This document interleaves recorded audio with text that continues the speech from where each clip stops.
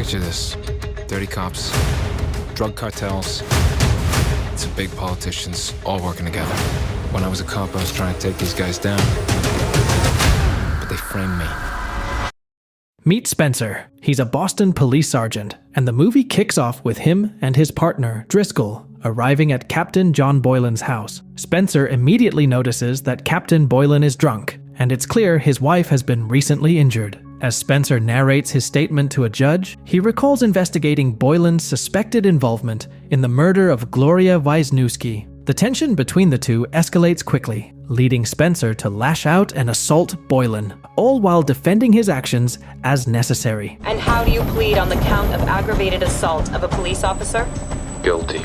After 5 long years behind bars, Spencer's sentence is almost over. During his time in prison, he crosses paths with Squeeb, a convict with ties to an Aryan gang. As Spencer's release day approaches, Squeeb and his gang decide to give him a farewell gift by surrounding him for a final showdown.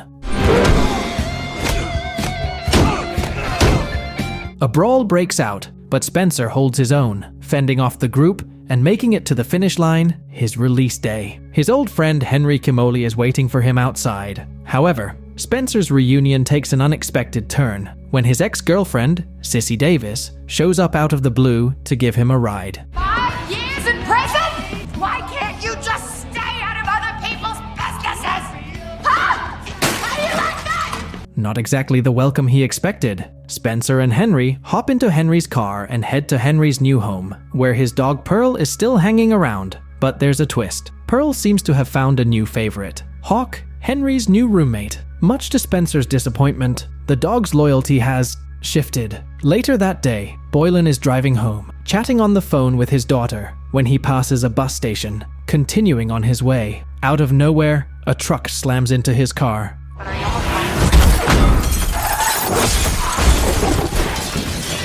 A group of hooded figures appears and drags him out, attacking him brutally as his daughter listens in horror. They accuse him of leaking information about their activities, and things take a deadly turn when one of them finishes him off with a machete. The next morning, Letitia, a nurse, returns home to a devastating scene. Her husband, Detective Terrence, is found shot in the head, still sitting in the driver's seat of his car. Overcome with grief, she breaks down, crying uncontrollably as people passing by try to comfort her. Word spreads quickly about what happened to both Boylan and Terrence. When Spencer becomes the prime suspect, Driscoll and another investigator show up at his place to see if he has an alibi for Boylan's murder. Captain Boylan dies the same night that you get out. You're on the top of the suspect. Fortunately, Spencer easily proves he wasn't anywhere near the crime scene. Even though he started a new life as a truck driver, the rest of the police department still hold a grudge and are convinced he had something to do with it. Spencer is deeply troubled by the news of Terrence's alleged involvement,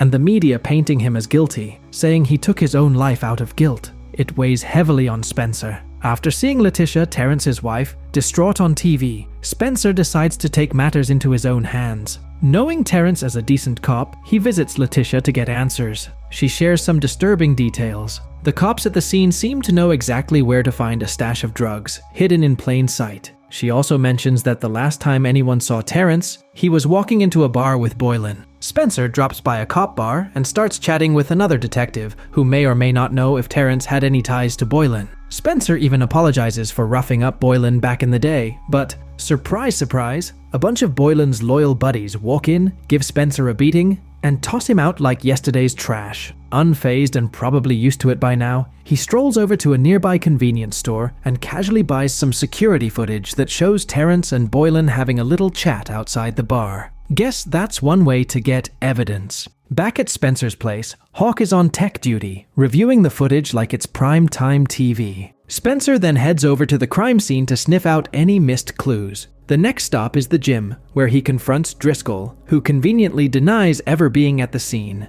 But Spencer's no fool. He found a toothpick at the scene, and Driscoll's got a reputation for having one glued to his mouth at all times. Coincidence? Yeah, right. Later, Spencer and Hawk are grabbing a bite to eat, but Spencer's appetite nosedives the moment he spots his ex, Sissy, at the restaurant. As if things weren't awkward enough, Sissy follows Spencer into the restroom for a let's catch up moment that gets a bit too close for comfort. Don't you dare fucking come before me, okay? During their chat, She casually brings up a past pregnancy scare and reminds Spencer of his big promise to help out. Though they both agree it's probably for the best that didn't happen. Talk about dodging a bullet. On their way out, Spencer and Hawk spot the same Corvette from the surveillance footage. Spencer, being the action hero that he is, tries chasing it on foot until he's rudely interrupted by a guard dog who's not a fan of trespassers. Meanwhile, Hawk, ever the calm one, jots down the license plate number like it's no big deal. Spencer pulls some strings at the DMV, strong-arming the clerk for info, and they discover the car's registered to a tracksuit-wearing Irish gangster named Charlie Bentwood. With Bentwood now on their radar, Spencer, Hawk, and Henry settle in for a stakeout.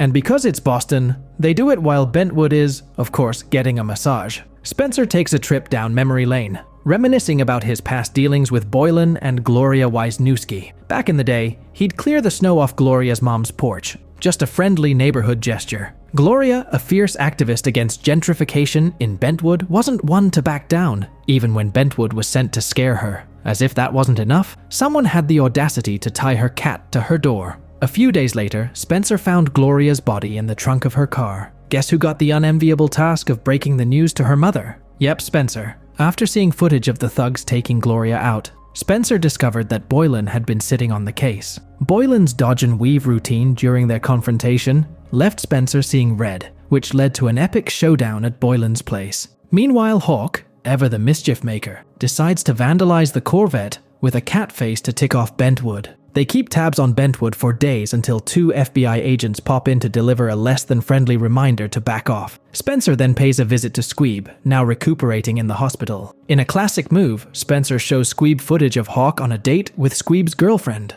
courtesy of Henry's camera work. Squeeb's first reaction? A firm no. But with a little persuasion and the promise of a juicy lead, Spencer manages to convince him. And finally, Squeeb spills the beans about Wonderland, the crucial piece of the puzzle. Spencer and Hawk, with a little help from journalist Wayne Cosgrove, uncover that Wonderland is nothing more than a shady gambling scheme run by crooked cops and a gang of criminals. When Spencer heads over to check it out, he runs into a couple of thugs from the gang. Long story short, Spencer ends up retreating faster than you can say, bad idea. Meanwhile, Boylan's funeral is a grand affair, complete with military honors that could make a general envious. On the flip side, Terry's funeral is a much quieter affair. Think more family BBQ than state ceremony. Over in another corner of the city, Driscoll and Macklin are having a chat about an increasingly risky situation that might just blow their cover. Spencer heads to a restaurant, only to have the Trinitario's gang recognize him and launch a machete-wielding attack.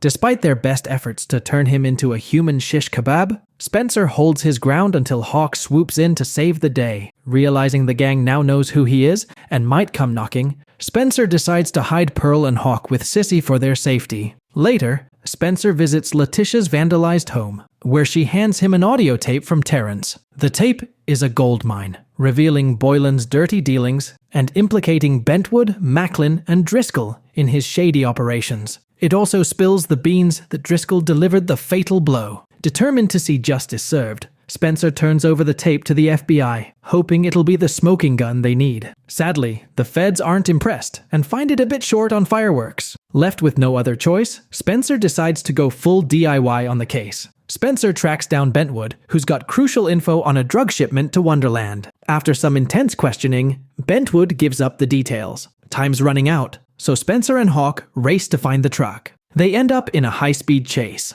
And while it's not a Hollywood blockbuster, it's certainly action-packed. They find the hidden stash, but then Driscoll shows up with the news that he's kidnapped Henry. Classic villain move. Spencer and Hawk decide to crash Wonderland with the subtlety of a bulldozer. They use a truck to smash through Driscoll's gang, leading to a chaotic showdown. Spencer and Driscoll's final battle is a clash of wills, and despite Driscoll's best efforts to play the bad guy, Spencer comes out on top. It's over.